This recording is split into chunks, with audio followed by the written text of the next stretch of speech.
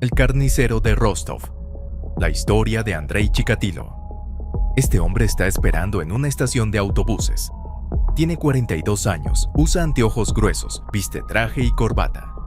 Es maestro de escuela. Está casado, tiene 2 hijos, es miembro del Partido Comunista. Parece un ciudadano ejemplar de la Unión Soviética. Pero detrás de esa fachada de normalidad se esconde algo que nadie podría imaginar. Un monstruo. Un depredador que durante más de una década sembrará el terror en toda la región. Su nombre es Andrei Chikatilo.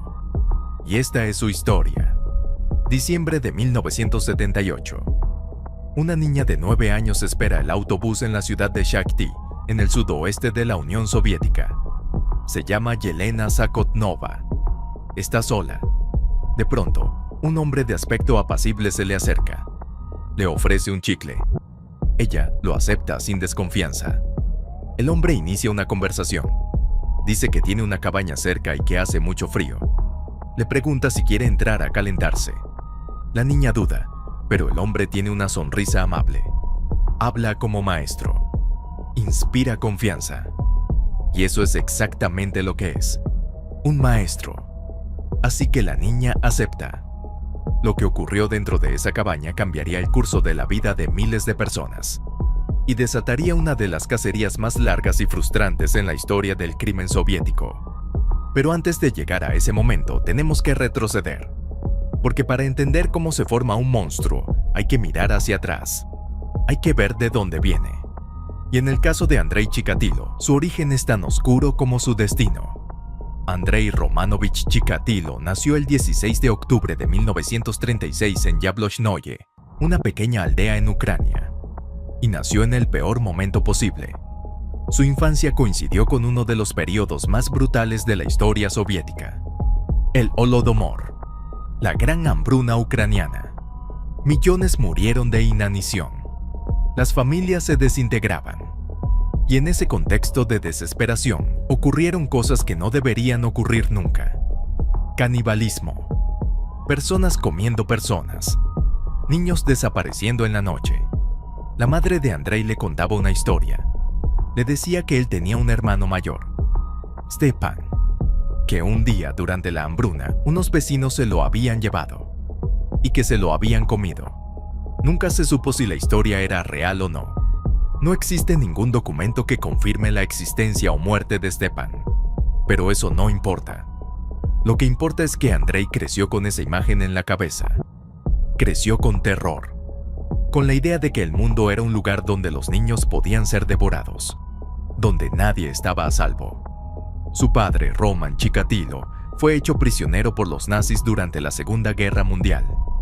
Cuando regresó en 1949, fue considerado un traidor por el gobierno soviético. Ser prisionero de guerra era visto como una deshonra, y esa mancha cayó sobre toda la familia.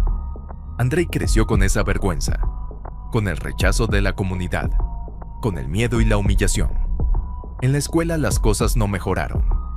Andrei era un niño introvertido, callado, débil. Usaba anteojos de fondo de botella porque sufría miopía severa, pero se negaba a aceptarlo. No usó sus primeros lentes hasta los 30 años. Sufría enuresis nocturna. Se orinaba en la cama hasta los 12 años. Y sus compañeros lo sabían. Lo humillaban, lo golpeaban, lo insultaban.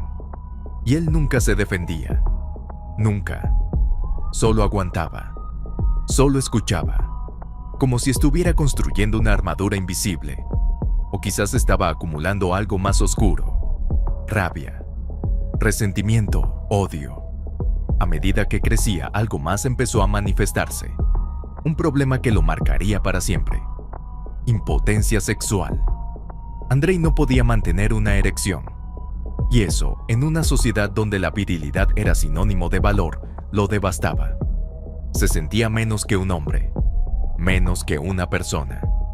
Se veía a sí mismo como un error de la naturaleza, alguien maldito desde el nacimiento.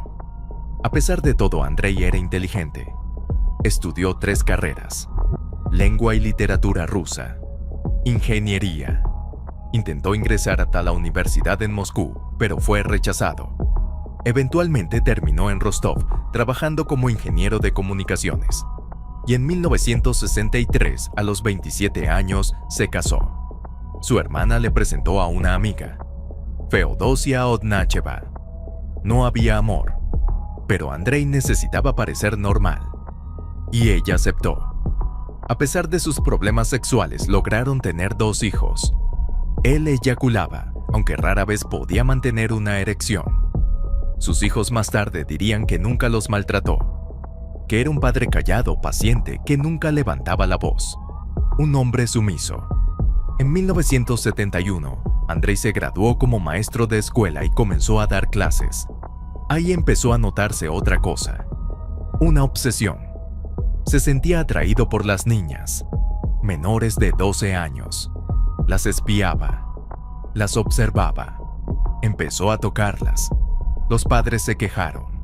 Hubo acusaciones de abuso sexual y en 1974 lo despidieron. Pero no fue arrestado, porque en la Unión Soviética esas cosas se manejaban discretamente. Nadie quería escándalos, especialmente si el acusado era miembro del Partido Comunista. Y Andrei lo era, un miembro ejemplar. Obsesivamente disciplinado con la ideología soviética. Después de perder su trabajo como maestro, Andrei consiguió otro empleo, uno que le exigía viajar constantemente. Y eso le dio algo que nunca antes había tenido: libertad, anonimato, la posibilidad de estar lejos de su esposa, lejos de su rutina, lejos de las miradas que lo juzgaban. Viajaba por toda la región, visitaba ciudades pequeñas, estaciones de autobuses, bosques, lugares donde nadie lo conocía. Y fue ahí, en uno de esos viajes, donde ocurrió. 22 de diciembre de 1978. Andrei ve a Yelena Zakotnova en la parada de autobús. 9 años. Sola, vulnerable. Le habla, le ofrece dulces. Le dice que tiene una cabaña cerca. Hace frío. Pueden entrar a calentarse. Ella acepta. Y caminan juntos hasta ese lugar apartado. Una pequeña construcción en las afueras de Shakhty. Nadie alrededor. Solo ellos dos. Andrei cierra la puerta.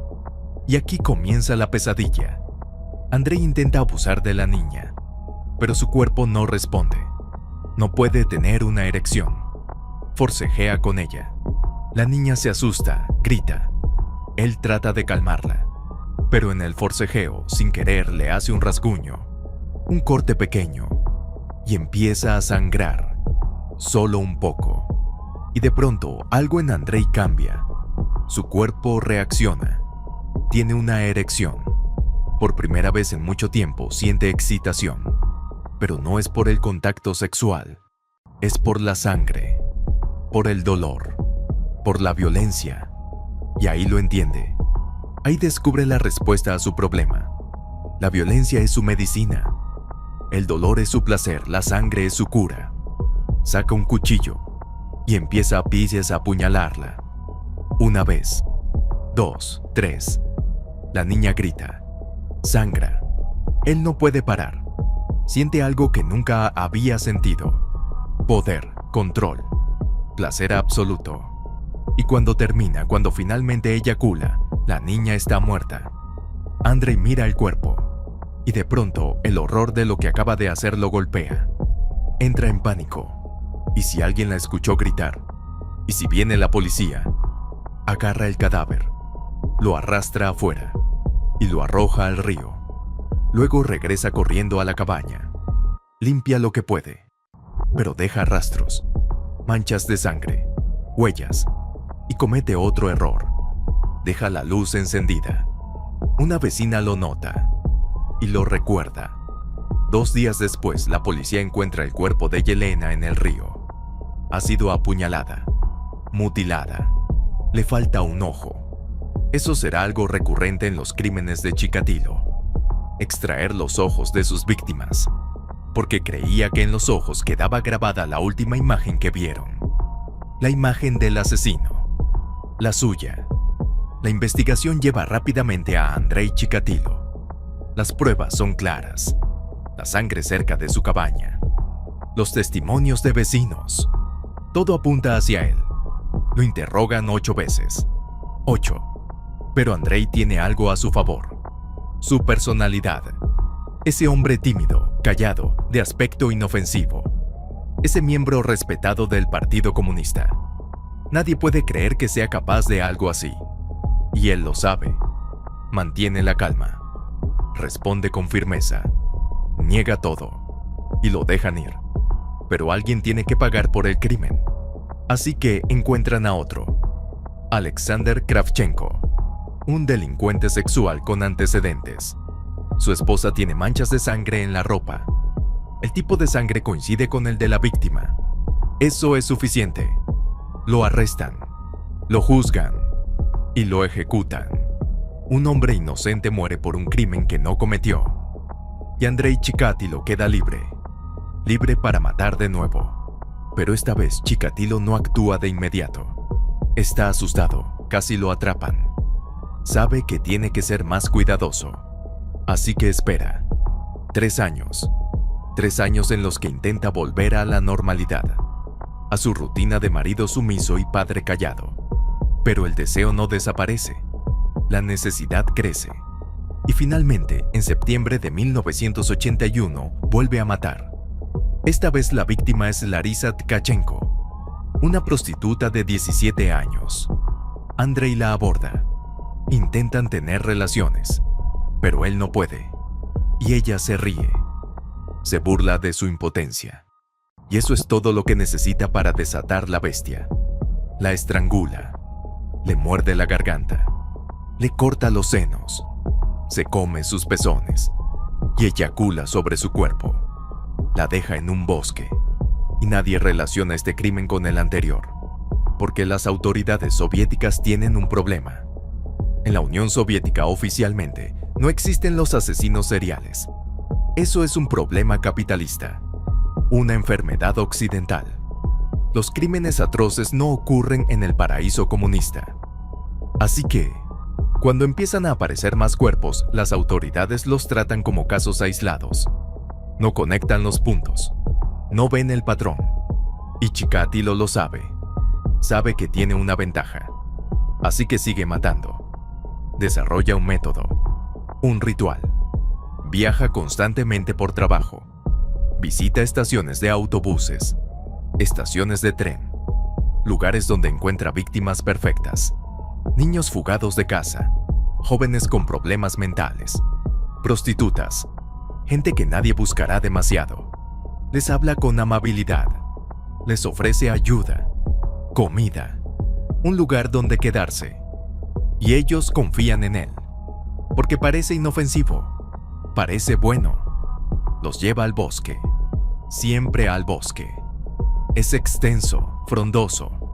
Perfecto para ocultarse. Y ahí los ataca. Siempre de la misma manera. Los apuñala decenas de veces, entre 30 y 50 puñaladas.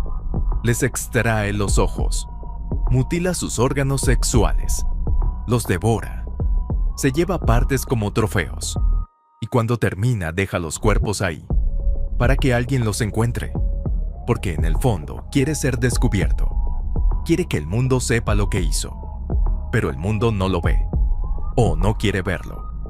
Entre 1981 y 1984, Chikatilo mata a decenas de personas. Mujeres, niños, adolescentes. Los cuerpos aparecen en bosques de toda la región. Todos con el mismo patrón. Apuñalados, mutilados, destrozados. Pero las autoridades se niegan a admitir que hay un asesino serial. Se niegan a coordinar las investigaciones. Cada caso se trata por separado. Y Chikatilo sigue libre. En 1984, finalmente, la policía empieza a conectar los casos. Se dan cuenta de que todos los crímenes tienen similitudes, que ocurren cerca de estaciones de transporte, que las víctimas son siempre vulnerables. Forman un grupo especial de investigación y crean un perfil del asesino, un hombre de mediana edad, que viaja frecuentemente, posiblemente con un trabajo que lo obliga a moverse por la región, y empiezan a vigilar las estaciones. En septiembre de 1984, Andrei Chikatilo es detenido por comportamiento sospechoso en una estación de autobuses. Lo llevan a la comisaría, lo interrogan y deciden comparar su sangre con el semen encontrado en los cuerpos de las víctimas. Y aquí ocurre algo inexplicable, algo que salvará a Chikatilo por años. Su tipo de sangre no coincide.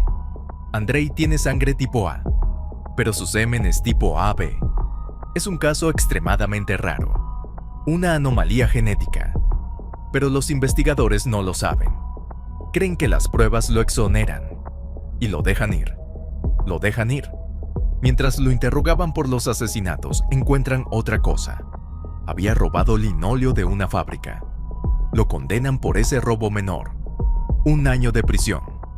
Pero el juez simpatiza con él. Parece un hombre decente.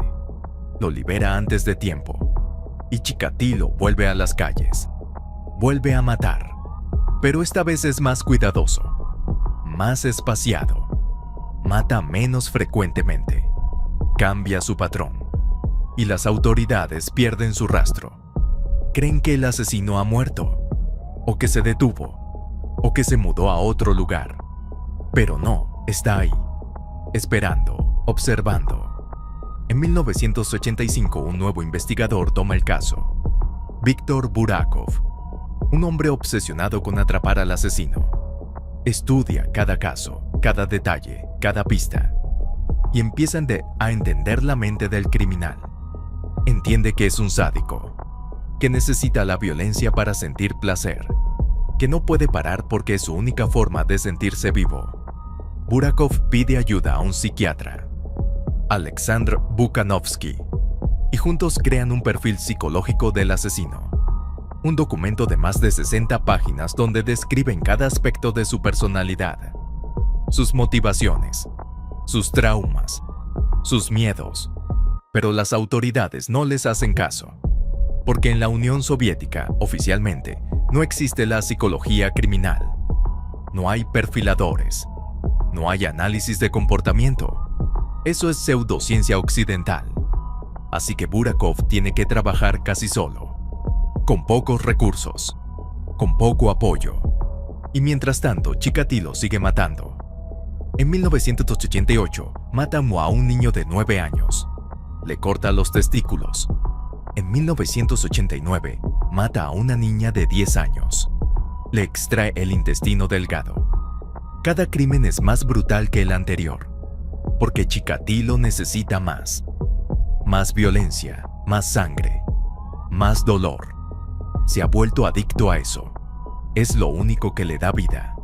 En octubre de 1990, Chikatilo mata de nuevo.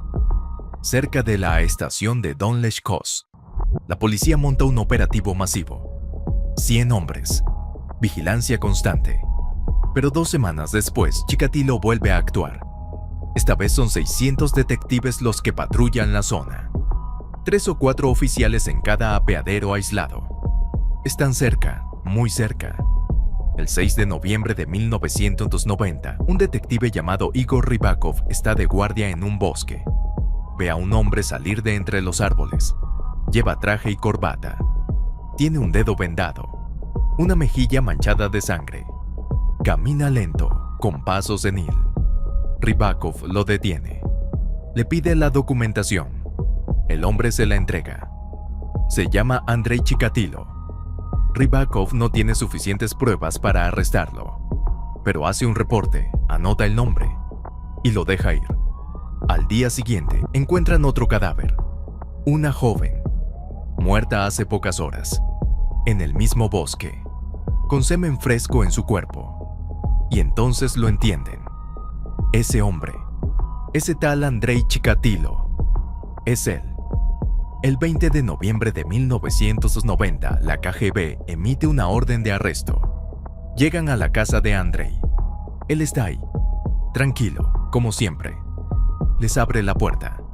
Y cuando le dicen que está arrestado, solo pregunta: ¿cómo pueden hacerle esto a una persona de mi edad? Lo llevan a la comisaría. Lo interrogan. Niega todo. Dice que es un ciudadano normal, que nunca ha cometido ningún delito, que lo están persiguiendo injustamente. Durante días no confiesa nada, pero los investigadores tienen una carta bajo la manga. Alexander Bukanovsky, el psiquiatra que escribió el perfil, lo llevan a la celda de Chikatilo y le lee el perfil completo, las 60 páginas, cada detalle sobre su psicología, sus traumas, su infancia, su impotencia, su necesidad de violencia. Y mientras lo escucha, Chikatilo empieza a llorar, porque alguien finalmente lo entiende. Alguien ve dentro de él y se derrumba. El 27 de noviembre de 1990, Andrei Chikatilo confiesa. Dice que está dispuesto a dar detalles, pero solo si dejan de hostigarlo con los interrogatorios. 2 días después, lo cuenta todo. 56 asesinatos. 56. Lleva a los INTI, a los investigadores a cada lugar. Describe cada crimen, cada víctima, con una precisión escalofriante, como si los hubiera estado ensayando en su mente todo este tiempo. Y al final pide algo extraño. Dice que espera que el número de muertes lo convierta en un espécimen de estudio, que quiere ser analizado, estudiado, que su caso sirva para entender cómo se forma un asesino, porque él cree que no tuvo opción, que su vida lo condenó a esto, que la naturaleza lo maldijo desde que nació, y que todo lo que hizo fue consecuencia de eso. Pero nadie está interesado en sus justificaciones. El juicio de Andrei Chikatilo comienza en abril de 1992, y es un circo mediático. Los familiares de las víctimas están ahí, gritando, llorando, pidiendo que lo dejen linchar. Chikatilo está dentro de una jaula de metal, para protegerlo de la multitud. Tiene la cabeza rapada. Parece un anciano frágil, pero cuando habla, se transforma. El primer día llega con una revista porno. La agita frente a los fotógrafos.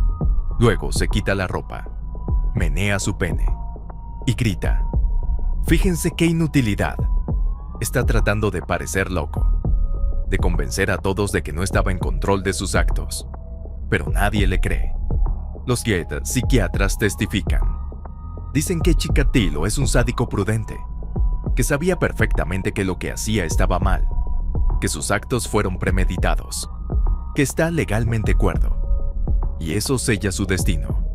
En octubre de 1992, Andrei Chikatilo es condenado a muerte por 52 asesinatos comprobados. Los familiares lloran. Algunos gritan de alegría, otros de rabia, porque ninguna condena devolverá a sus hijos, a sus hermanas, a sus madres.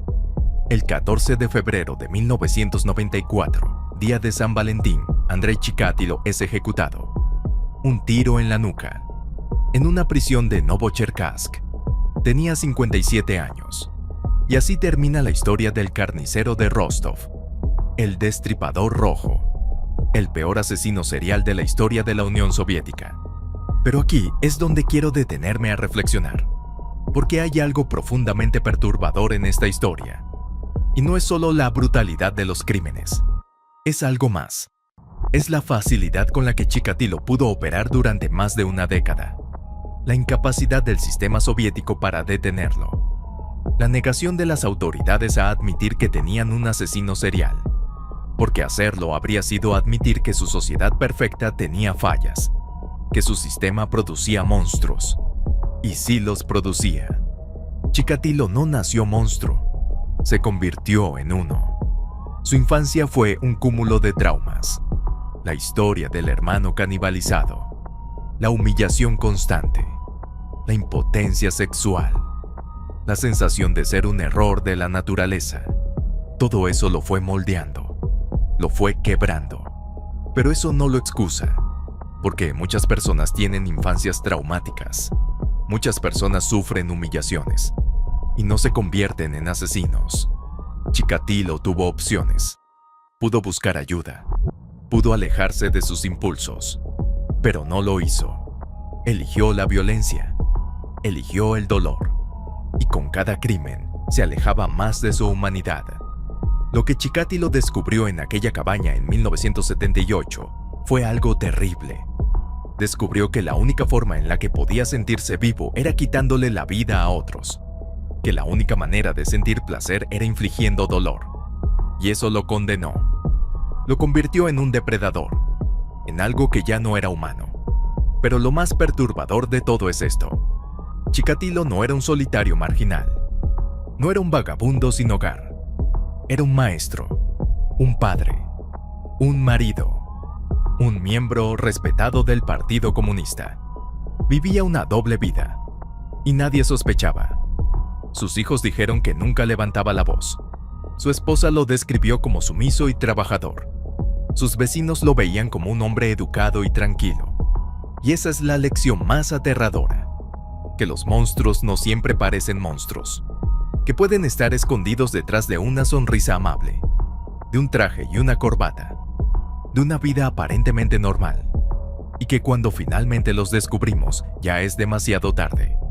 Andrei Chikatilo mató a 52 personas confirmadas, niños de 9 años, adolescentes, mujeres, personas que confiaron en él, que creyeron en su amabilidad y pagaron con su vida.